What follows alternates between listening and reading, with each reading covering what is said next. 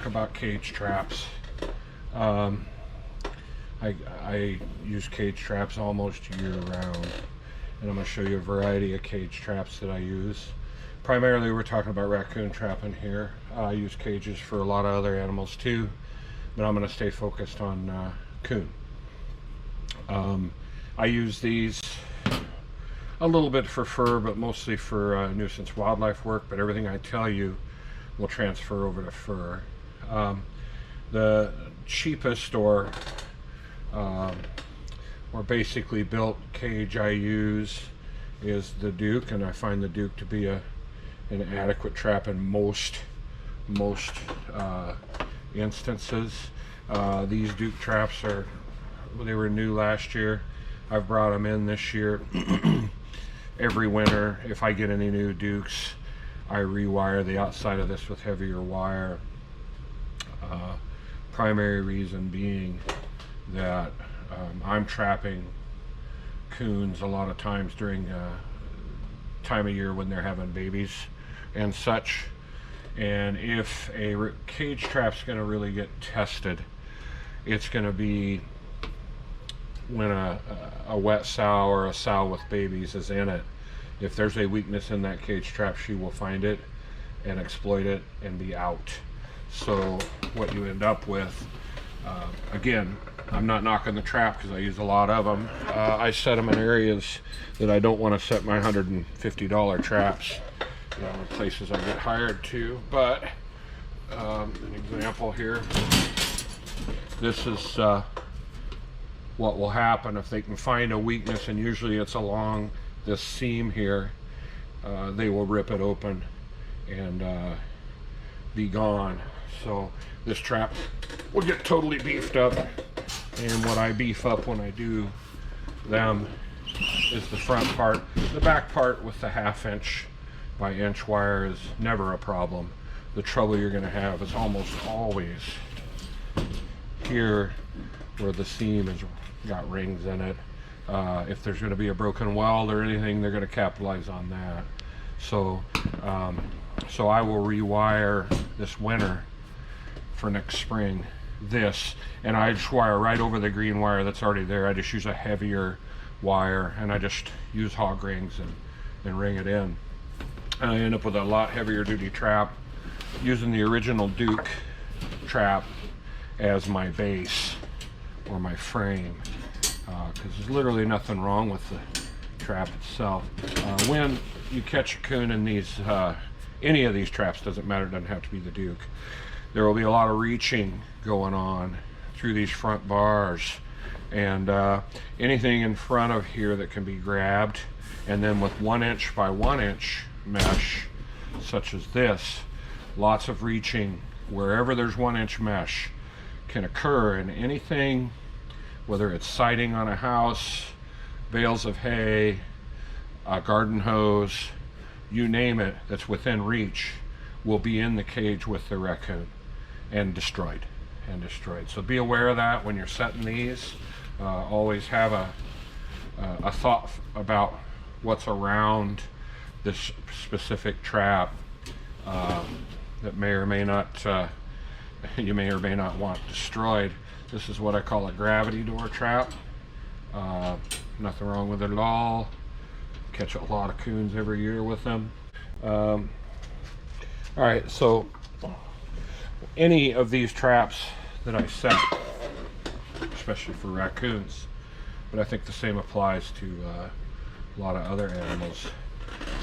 When I'm setting this trap, or any trap, doesn't matter what style it is, there are 2 stall out points for raccoons on a cage trap.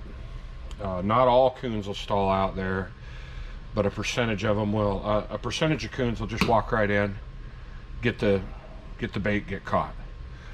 But there are some who will get on top of the cage, walk around the cage, and they will stall out on this line right here, this threshold, and there'll be reaching activity into them, and I've always got bait right here and then more trailing them in, but there will be some reaching activity. They may reach whatever they can get if they're a stall out type of a attitude. The second place they'll stall out, if you can see it on this video, is this threshold.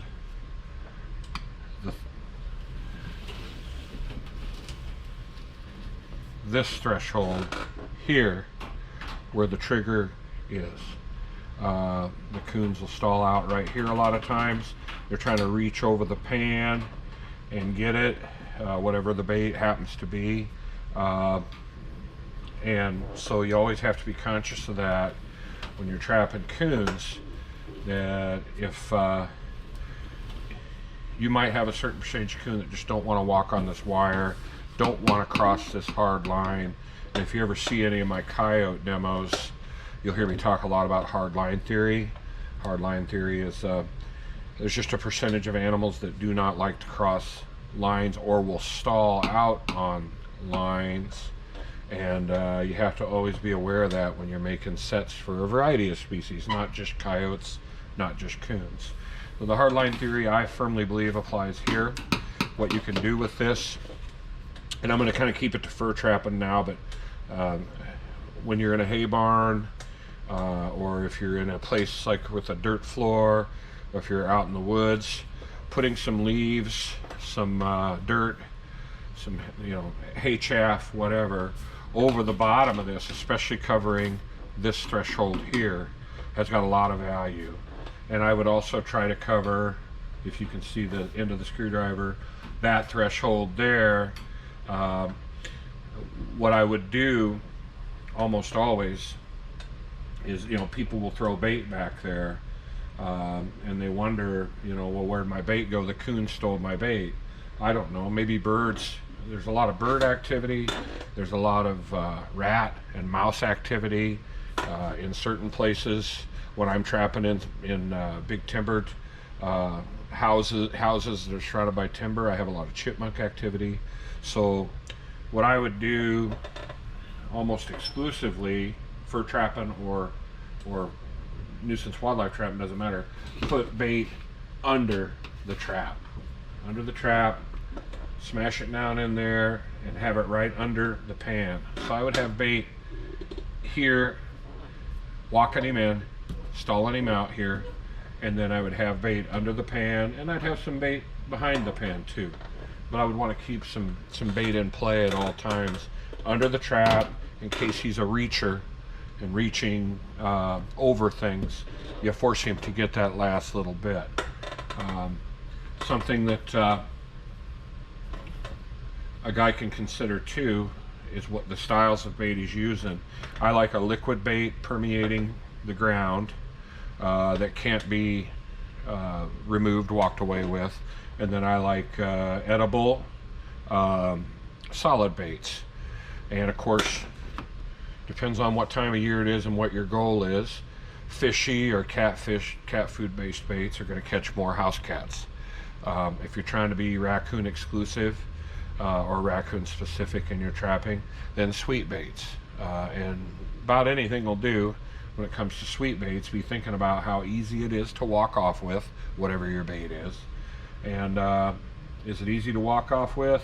Or can you force him to work the set harder just by the nature of your bait? I am always, if I'm in an area that's got dirt, I drive stakes a lot, one stake per trap, drive it into the ground to keep the trap from being flippable. A lot of raccoons will flip traps on you. From the inside, they'll rock them. If it's during the season when a mama has babies with her, even later towards the fall, if she's still got her young with her, if you catch one of those, mama will flip that trap over if she can. So it cannot hurt to keep your trap from being flipped over. I like my traps when I can have them on a level surface. I don't want to try and make the coon go uphill. If I had a grade, I might ask him to go downhill a little bit, but I prefer the level, always. The trap should not be tippy when you set it underfoot. In fact, this has got a little bit of a twist to it, If we were out in the dirt, that might not tip that little bit, but this is just like predator trapping. Everything underfoot should be stable. When that animal steps and commits to the wire floor, he should not feel something rocking underfoot. He may withdraw if that happens. So anyway, these are the Dukes. I use them all the time. Again, I'm not trying to knock the trap. They are the cheaper end of the traps that I use. They're very affordable, very functional, and I'll probably buy some more. So, but I am saying, watch out, especially when you got a sow, you know, the time of year when they've got babies. That's when any trap, not just a Duke, will get tested. Now, Duke is higher end over, say, the farm store type traps that you might buy at the farm store. Imagine how much a sow coon can tear one of those up. They can trash them pretty easy. So there's your Duke. Good trap, worth the money. Just be aware of its few weaknesses. There aren't many. Okay, now we're going to go to Wiccan Camp trap. I'm going to show you two different versions of the Wiccan Camp trap. This sets the same way. It's a gravity door, a little different trigger setup. But what I want you to see here, and the Wiccan Camps are very good traps. I've owned a lot of them. Wouldn't be afraid to buy more. Catch a lot of animals in these. So here's your 1/2 inch wire compared to your 1 inch wire. Same trap, same style of trap, right? Same manufacturer. So what's the difference? Well, the 1/2 inch keeps the raccoons from reaching and tearing stuff up. And a lot of nuisance wildlife guys will use only the 1/2 inch because they don't want to risk getting hired to come into someone's house and have a coon reach out and tear, say, siding off a wall or something like this. Where this would be considered more for fur trapping, although I use a lot of them for nuisance wildlife trapping, I'm careful where I put them. You know, out in open areas, stuff like that. If it's not a high-end yard, because the grass is going to get torn up and the dirt around it. Just depends on, you know, where you're trapping. But I've got places for these, and I've got a pile of these, and I use them all the time. But keep in mind, coons can reach out and in, for that matter, those 1 inch holes, and they will tear anything apart. So the 1/2 inch cures all that. However, when I see these for sale and they're selling at the right price, I get after it. Now you'll see here, someone has put, well, probably the manufacturer, 1/2 inch by 1 inch wire here in this area. And you'll see that in any good, reasonable coon trap. What's that for? Well, that's to keep the raccoons from reaching in and triggering your trap, because if you've got bait in here, they're going to walk around it. A lot of them are going to walk around it trying to reach in without committing to the doorway. So what this 1/2 inch is for is to keep a lot of just triggered traps with nothing in them. If you don't have the 1/2 inch, if you just got 1 inch wire, consider installing some of that, because you're going to have a lot of tripped off traps. And that's coons side reaching, coming in from the side, and you don't want that. The Wiccan Camp trap, the front door for the fur trap has just got standard with a grid, I guess I'll call it, rods, where the nuisance wildlife, when he builds, notice on the lower part of the door it's a lot narrower. That's to keep animals from reaching and tearing stuff up out front. However, you still got the bigger slots in case you're an injector with skunks and you want to slide some sort of an injection device in there to put your skunks down. I have noticed the longer you use these, there might be a little play. This bar drops down when the door goes off, basically. So there can be play that happens in these doors where eventually they get to where they can reach out right here, just right below the trap. So if you've got a high-end yard, or if you're on, now we're going over to nuisance wildlife here, a rooftop or something that you're concerned about shingles getting torn up, and you're going to buy a brand new roof for the guy, always be thinking about that can get torn up right there. And you put what I do is I put a piece of plywood under the trap that's bigger than the trap, and screw the trap down to the plywood. That's for nuisance wildlife jobs now, and that's to keep roof damage from happening. So that's how I get around that, and that's how most guys, frankly, get around that. Not just me. So we'll show you another trap here.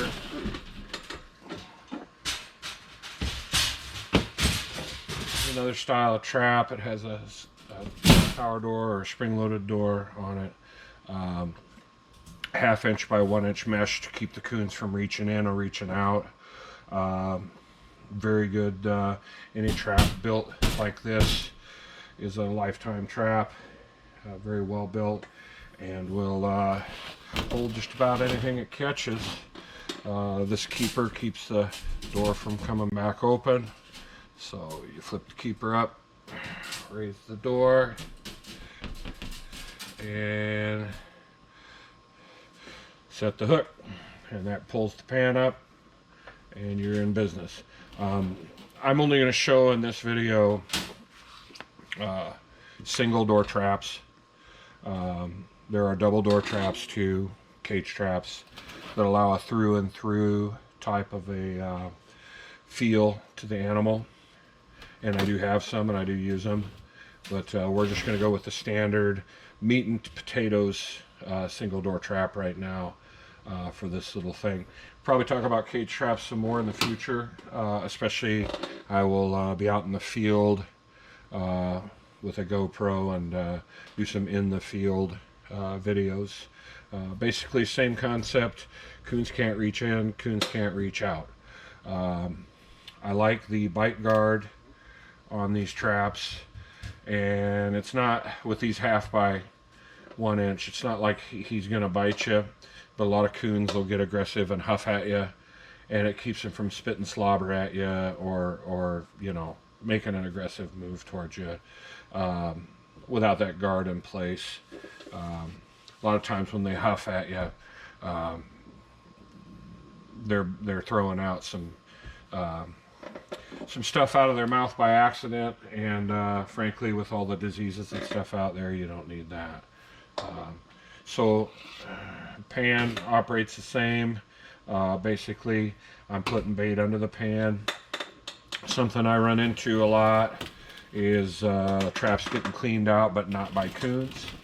And I think I talked about this already, but we'll talk about it again. What can clean out a trap that's not a coon? Birds, especially if you're trapping around bird feeders when you're a nuisance wildlife trapper like me. Mice, rats, chipmunks can all clean out traps. Coons can clean out traps by reaching, and not committing to the pan.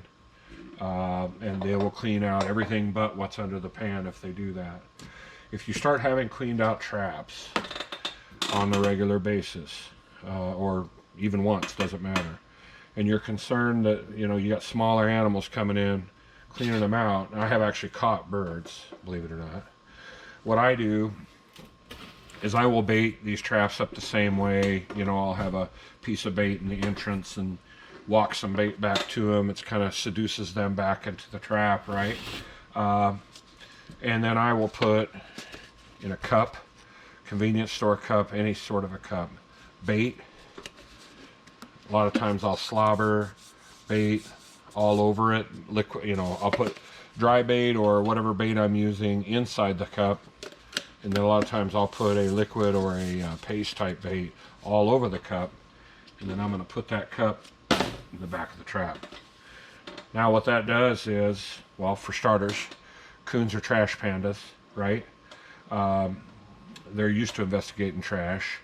And so what that does is it encapsulates my bait. Sometimes I use the clear plastic sandwich holders too that you get in convenience stores that you buy a sandwich in. They're hinged, they're like a clamshell. Those work really good too. I've got bait back there that birds can't get to, mice typically leave alone. I've never had mice or rats get into my cups. But if they clean me out, I still have something working for me. Plus I've got a visual going on. Another thing I use some are pop bottles or water bottles, and I'll put bait in the bottle. I'll leave the cap off of the bottle so that I have smell coming out of there, right? But it's too small of a hole for, I suppose a mouse could get in there, but they typically don't. Same concept, I'm pitching it in the back of the trap. And just make sure if you try that or use that, when you put your container in the back of the trap, make sure it doesn't end up under your pan. Under your pan. This pan's pretty low rider. Some of the pans, like on the wicking camps and stuff too, sit up kind of high. Make sure that the cup or the whatever you're using isn't under that pan where it keeps the pan from depressing when the animal steps on it. We don't want that. So a lot of my, almost darn near all of my traps nowadays have got a visual in them, and it's usually a cup or a piece of trash or a sandwich container or something, and that's a dual purpose thing. I like the visual, I want the visual, and it also is a bit of a deterrent from a bait thief. So okay, I have a special trap here that most of you probably have never seen before. I'm gonna turn this off. I'll show you a really unique little setup I bought a few of at a convention years ago, and the trap itself is handmade, and I've used it. I've caught a lot of coon in it. I wouldn't particularly get too excited about the door itself set up. Nothing wrong with it. Like I say, I've caught a lot of coon in it. What I'm going to show you though is the triggering mechanism. It's very unique, and I don't know that a lot of you have ever seen anything like it before. And it's what's good about it is it's exceedingly coon specific, very coon specific. I still use these traps occasionally for nuisance wildlife work if I'm not worried about the 1-inch holes, if I don't have anything that can be torn up and I've got a high cat environment that I'm trying to catch coon in. So I'm going to show you the front end of this trap first. Basically the weight of the door, this door is, I'll call it a guillotine door, slides. The weight of the door holds this triggering mechanism, or this mechanism that keeps it when it triggers. It's the release, and I'll show you here how this marries up. So this is hinged. He's just welded a nail in here, right? And it's just a bent couple L's in this door, and one side of it is to keep the door held up in place. The other side, this rod, and I'll show you the back side of this rod in a little bit. This rod goes back here, wraps around the back of the cage, and meets the triggering mechanism. And I'll show you, I'll spin this around here in a little bit and show you that, okay? I want you to see how this part of it works, and that end will make more sense. So basically he's setting it by nudging this up against there, and the triggering mechanism, when you see it, holds this into place, and the weight of the door also, they kind of balance each other out, okay? It would probably hold without the weight of the door, but the weight of the door is what really makes it work, in my opinion. So the weight of the door is sitting there, plus back here the trigger's waiting for the coon to pull it, okay? And when it does pull it, that releases this, the door slides shut. Now, again, if I was building these, I wouldn't want to see all the slop. The coons definitely will fight and work on that slop a lot. Again, I've held a lot of coons in these, but I don't like that. Now I'm going to remove the door because I'm going to kind of spin this around and stuff, and I apologize if it gets confusing. I'm going to spin this around. Now, I'll show you again up here. I don't know if my hand was in the way or not. This mechanism keeps see what I just did there?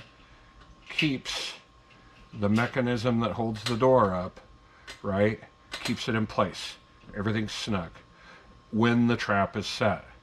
When the coon pulls the triggering mechanism on the back, that releases, this pops, the door drops. Okay, now follow me. So our rod, 1/4-inch rod's coming back, and it's wrapping around in a 90 to the back. Okay, so it's wrapping around in a 90 to the back, and you see he's got a plate here with a hole drilled in it. And I'm going to try and show you. This is the only thing bad about this particular trap, and he has a place up here that you can, I should just open that up and for this little tutorial, that you could actually stick your hand in if you wanted and work it. And I'm assuming he did that on purpose. I just reach in the front of the trap. So you've got that plate there. And okay, I went ahead and removed, he's got a little hinge trap door up here. I don't normally, when I'm using these, use that. I reach in the front of the cage. But this needs to make sense to you guys. So I've opened this up. I wouldn't do that every single time, but that's obviously what he put that little hatch in there for. And when I'm done, I'll ring it back shut again so nothing can get out of it. So what he's got here is this plate with just one hole drilled in it, okay? He's got, well, 2 holes drilled in it. He's got a nail, about a 16-penny nail, on a double-headed 16-penny nail. And see, he's very tightly put a piece of cable on there. That's your triggering mechanism. He's got himself enough snare cable. I'm going to say he's got about 6 inches of snare cable here that you can set it. And I can set it by flipping the trap up and reaching inside. So there's just enough cable to set it. And then he's got a stop on there. So you got that hole drilled for that stop. That keeps the trigger here with the trap, keeps the coon from doing whatever he's going to do with it, right? Because all you need the coon to do is pull the nail to trigger the trap. So I've got my other hole over here, and I'm going to show you how he did it and how I do it, but I'm going to put the nail through first so you can see, okay? So there's the nail. That is holding this in place. Once you get all done, that is holding this in place, and it's holding the door in place until the coon pulls it, and then boom, the door's going to drop, okay?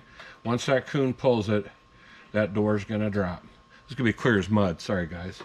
All right, so what he was doing is cutting a pop can in half, all right? And this is a very raccoon-specific trap, especially the way he used it, but I've used it with fish smells and not had a problem with cats pulling this, because that act of pulling seems to be kind of a coon thing.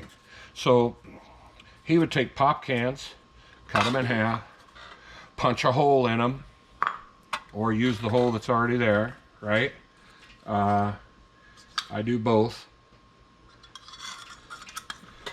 And he would fill this pop can with marshmallows. That was his bait, his go-to bait. And then he'd smush that down. He'd smush those marshmallows in there.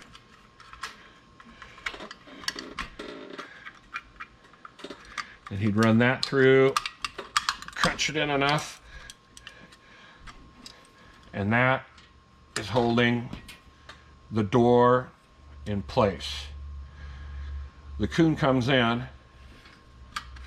starts working on the marshmallows, pulls it, the door fires. This is just an overly simplistic, but yet actually very, very effective setup. I should build more, to be honest with you, and make them 1/2 inch. I should make them in more of a, this was a fur trapper and a fur trapping setup.